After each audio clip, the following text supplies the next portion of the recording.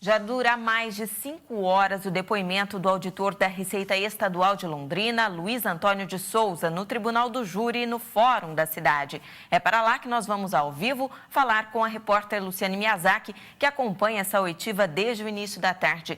Boa noite, Luciane. Pelo visto, o principal delator dessa operação Publicano fez novas denúncias hoje, não é verdade? Boa noite a todos. Na verdade, não foi uma nova denúncia, mas até uma revelação. Luiz Antônio de Souza disse que passou a receber ameaças de morte dentro da P1 logo após assinar o acordo de delação premiada com o Ministério Público. Ele se tornou o principal delator do esquema de corrupção na Receita Estadual e a gente preparou uma matéria para relembrar essa história. O principal delator do esquema está preso desde janeiro de 2015. Luiz Antônio de Souza foi pego num motel com uma adolescente de 15 anos. Com ele foi apreendida ainda uma grande quantia de dinheiro. Passou a ser investigado paralelamente nos casos de exploração sexual de menores e de corrupção na Receita Estadual. A partir do acordo de delação premiada, foram vários depoimentos, dezenas de horas de gravação.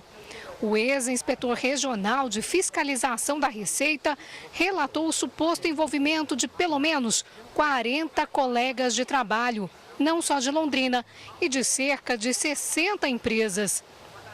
Segundo a denúncia, fiscais cobravam propina de empresários para possibilitar a sonegação de impostos e ainda para liberar irregularmente créditos de ICMS.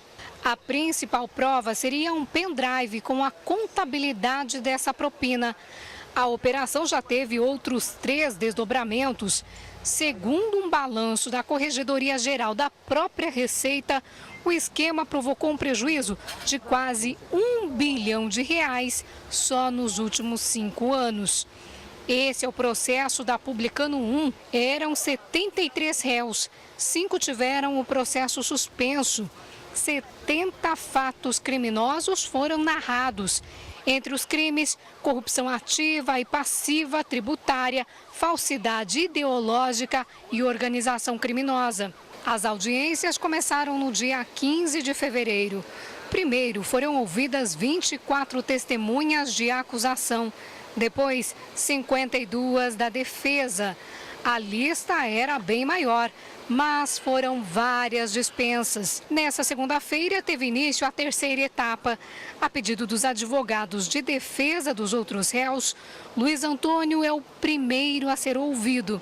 A irmã dele e a auditora, Rosângela Sempre Bom, também fez acordo de delação premiada e deve ser a próxima a depor. O depoimento está agendado inicialmente para esta terça.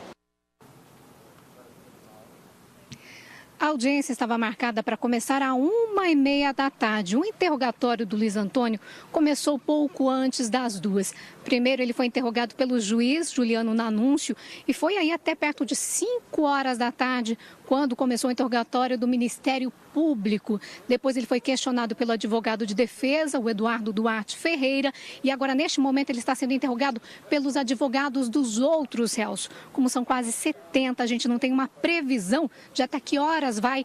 Pode ser que a audiência seja interrompida e seja retomada amanhã.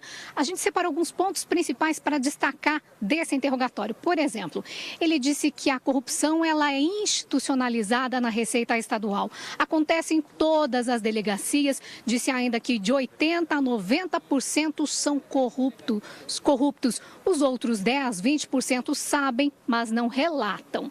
E ainda, ele falou também aí de uma divisão aí da propina entre os fiscais, inspetoria, delegacia e a cúpula da Receita Estadual em Curitiba, que ficaria com 10% do total arrecadado. Aqui em Londrina dava cerca de R$100 mil por mês. Ele falou ainda da criação de um grupo de trabalho para atuar em prol da eleição do governo do estado, o governador Beto Richa, que aí seria através de Luiz Abiantum, primo do governador, para a indicação de Márcio de Albuquerque Lima para a delegacia regional aqui em Londrina. Falou também aí de um pedido de dinheiro de R$1 milhão de reais para a reeleição de Beto Richa. No entanto, aqui o valor arrecadado em Londrina seria de R$800 mil. A gente continua acompanhando essa audiência. Mais detalhes amanhã no Primeira Hora e também no Jornal Tarobá, primeira edição. Luciane Miyazaki para o Jornal Tarobá.